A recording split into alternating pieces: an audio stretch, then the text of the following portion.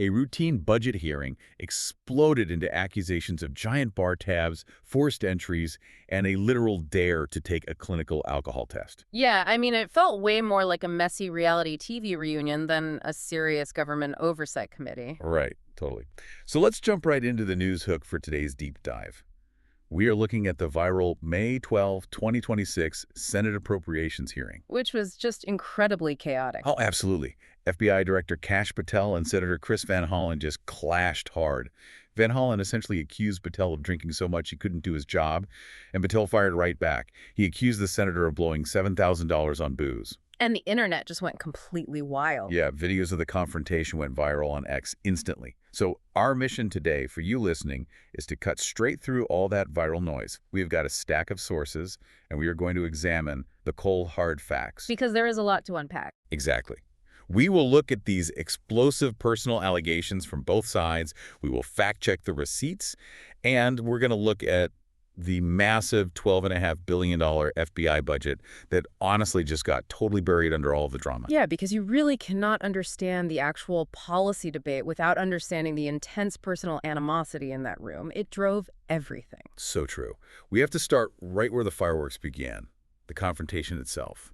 Senator Van Hollen pressed Patel on an April report from The Atlantic. Right. The one claiming Patel's heavy drinking interfered with his duties. Yeah. And Patel called the claims a, quote, total farce.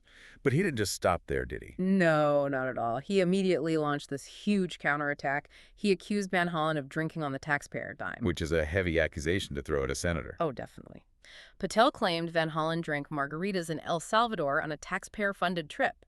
And then he brought up a $7,000 bar tab at a Washington, D.C. spot called the Lobby Bar. Right. And then came the moment that broke the internet. Patel literally challenged Van Hollen to a side-by-side clinical alcohol assessment, the IUDIT test. Yeah, social media exploded over that. Some users called it a legendary mic drop moment. People were tweeting things like, Cash dog walked him. Though, I mean, some people were pointing out that a $7,000 bar tab for 50 people is like $140 a head. Which, honestly, is pretty standard for D.C. Yeah, exactly. But wait, I just have to step back for a second here. This is wild. We have the head of the FBI and a sitting senator daring each other to take a breathalyzer test on live television. How did things get this personal? Well, in modern political theater, the absolute best defense is a viral offense. Think about Patel's strategy here. He came highly prepared to just flip the script entirely. So instead of being on trial, he puts the other guy on trial. Precisely. You turn an investigation into your own conduct into a massive public trial of the senator's conduct. That makes sense. Yeah. Since the accusations flew so fast, let's actually transition from the heat of the moment to the actual receipts. Let's fact check this. Let's do it. Who is telling the truth here? Right. What do the official records actually show? Let's start with the claims against Senator Van Hollen. The $7,128 lobby bar tab, was that real? Yes, the tab itself was real. But was it taxpayer money? No. Records show it was paid for by campaign funds, not taxpayer dollars. And it was for an after-hours holiday party catering to over 50 staff members. Okay, so it was campaign cash. But what about Margaritagate? The margaritas in El Salvador. Ah, Margaritagate. That is actually a known hoax. Wait, a hoax? Really? Yeah. An aide to El Salvador's president essentially staged a photo. They placed these undisturbed salt-rimmed glasses on a table next to Van Hollen and a wrongfully deported man. So they didn't even drink them? No, the salt rims were completely untouched in the photos. I mean, if the margarita story is a provably false urban legend, why would the FBI director repeat it under oath? That seems like a huge risk.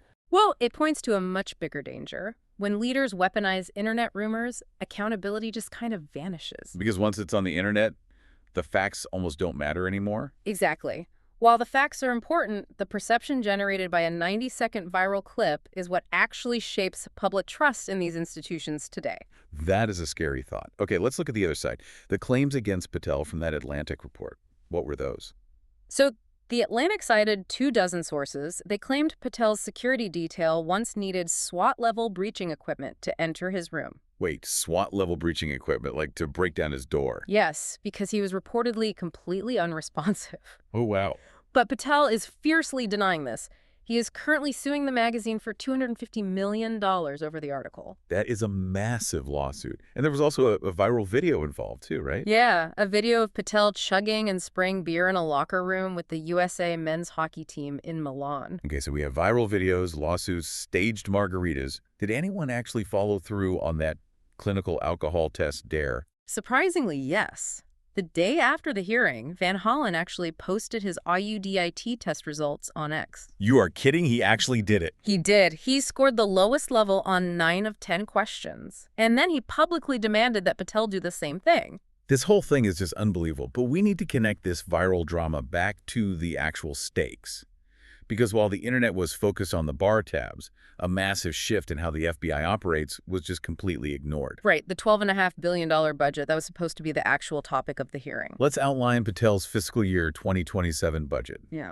We're going to use some hard statistics here so you can see exactly what is happening. Patel requested $12.55, $3 billion.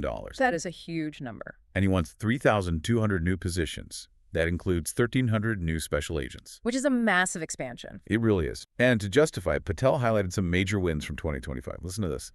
The FBI arrested 34,000 violent criminals. Wow. Yeah, that is a 112% jump. And they seized enough fentanyl to potentially kill 178 million Americans. Those are staggering statistics. They are. He also moved 604 special agents out of Washington, D.C., and into local field offices to optimize efficiency. But that is exactly where the friction starts. Van Hollen accused Patel of weaponizing the agency.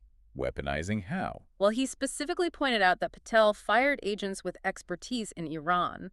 And crucially, these were agents who had worked on classified documents investigations involving Donald Trump. Ah, I see. So it looks highly political. How did Patel respond to that? Patel's response was blunt. He said he, quote, terminated anyone and everyone that weaponized law enforcement. Okay, this sounds exactly like a sports analogy. It is like a head coach bragging about a massive winning streak, right? And asking the owners for a $1 billion contract extension. Oh, that is a good way to put it. Meanwhile, half the front office is accusing him of firing all the best assistant coaches out of pure revenge. Exactly. You really have to synthesize these contrasting views. Because on paper, the FBI stats on violent crime and fentanyl are genuinely massive. I mean, a 112% jump in arrests is hard to argue with. Right.